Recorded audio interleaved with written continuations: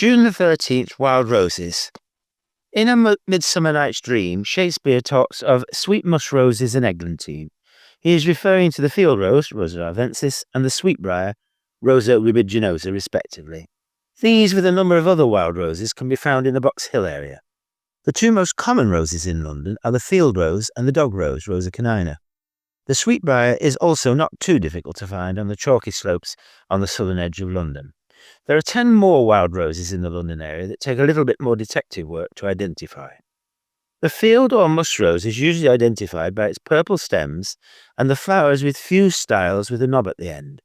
Its leaves also have 5 leaflets. Colour, unfortunately, is not a useful character to separate wild roses.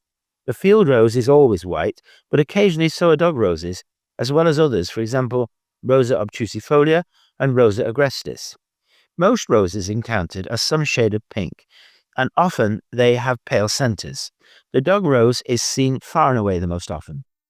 It usually has long arching green stems, some occasionally up to 9 meters in length, with fearsome thorns and leaves with 7 leaflets. In this case, the epithet dog does not mean useless as it normally does, but refers to the old practice of using it to treat dog bites. The sweetbriar is renowned for its apple scent, which emits from its leaves when they are bruised. This scent can remain on the fingers for some time. On a warm day, after rain, the scent can pervade the air without the plant even being touched. It would have been familiar to Shakespeare, as this rose was used as hedging in his day. Scent is also not a good character to identify wild roses. Dog roses have a light sweet scent, which they quickly lose once their flowers are fertilized. Field roses have a light musk scent for some people and no scent at all for others. Eglantine flowers also have no scent, but the Burnet rose, Rosa pimpinellifolia, has perhaps the best of all scent of all, with hints of jasmine. The Tudors liked this rose for its smell, and also the double form of the field rose, which was then common in London gardens. The Burnet rose has existed on Barnes Common for the last 300 years. It is now more likely to be seen in gardens, where its extremely spiny stems and black hips are more appreciated. Generally, when it comes to identifying wild roses in the field, it is not easy, as a number of them hybridize.